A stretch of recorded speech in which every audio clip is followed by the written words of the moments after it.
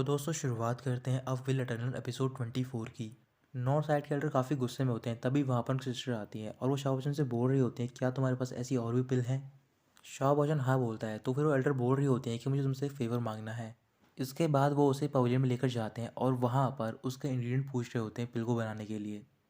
Peak master Shah Bachchan से बोल रहे होते हैं कि ये सब तुम्हारे ऊपर है, तुम्हें आराम से फैसला लेना है इस बात के लिए। फिर शाह बच्चन एल्डर से बोल रहा होता है कि ये पिल बनानी काफ़ी मुश्किल है और मुझे इसका इंग्रेडिएंट पता है। फिर वो एक एक करके इंग्रेडिएंट बता रहा होता है।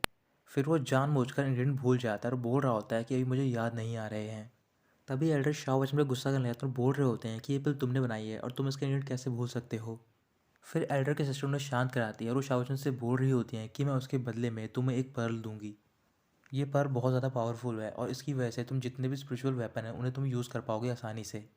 फिर अंकल ली एल्डर से बोल रहे होते हैं कि ये पिल बनाना बहुत ही मुश्किल है और तुम्हें इतनी आसानी से कैसे दे दें इसकी रेसिपी। एल्डर पूछ रहे होते हैं कि फिर आपको क्या चाहिए, तो फिर अंकल ली बोलते हैं कि अगर आप बाई सेशन को रिवर वाटर फीड की टेक्निक दे दो तो फिर आपको रेसिपी मिल जाएगी। क्योंकि आपके पास वो टेक्निक रहने से कोई फ़ायदा नहीं है, हज़ारों सालों से उसे कोई टेक्निक यूज़ नहीं कर पाया है। वो एल्डर उनकी बात मान जाते हैं और वो शाह बच्चन को वो टेक्निक दे देते हैं। फिर वो उन्हें रेसिपी बताता है और वहाँ से चला जाता है। रात को अंकल जी उससे मिल रहे होते हैं, उसे बता रहे होते हैं कि इस टेक्निक के बारे में से कैसे यूज़ करना है। अगले दिन शाह बच्चन स्क्रॉल को लेके उस जगह पर जाता है जहाँ पर वो फॉरबिडन प्लेस होती है। वहाँ पर पहुँचने के बाद वो ड्रैगन को बुला रहा होता है बट वो वहाँ पर नहीं आ रहा होता। तभी शाह बच्चन वो स्क्रॉल ओपन करता है। जैसे ही वो ओपन करता है तो फिर वो स्क्रॉल अचानक से शाइन करने लग जाता है। पीक मास्टर अंकल जी से बात कर रहे होते हैं और उनसे बोल रहे होते हैं कि तुमने ये टेक्निक क्यों मांगी, इसे यूज़ करना बहुत ही मुश्किल है, मुझे नहीं लगता इसे कोई यूज़ कर पाएगा। तो फिर अंकल जी बोल रहे होते हैं ऐसा नहीं है, मुझे लगता है कि शाह बच्चन से यूज़ कर लेगा। फॉरवर्ड प्लेस में कई और भी सारे पैटर्न होते हैं तो फिर वो पैटर्न भी शाइन करना स्टार्ट करते हैं और वो सारे पैटर्न स्क्रॉल में चले जाते हैं। अब उस स्क्रॉल में दो टेक्निक होती है, तभी उसके सामने वो ड्रैगन आ जाता है और वो उससे बोल रहा होता है कि तुम बहुत ज़्यादा लकी लड़के हो, इस वजह से अब मैं तुम्हारी हेल्प करूँगा। वाना अपने भाई के साथ घर पे होती है तो फिर वो उससे बोल रही होती है कि कल तुम्हारा मुकाबला शाह बच्चन से हो सकता है, तो फिर मैं चाहती हूँ कि तुम उसे हराओ। फिर वो बोल रहा होता है कि तुम चिंता मत करो, मैं उसे आसानी से हरा दूंगा।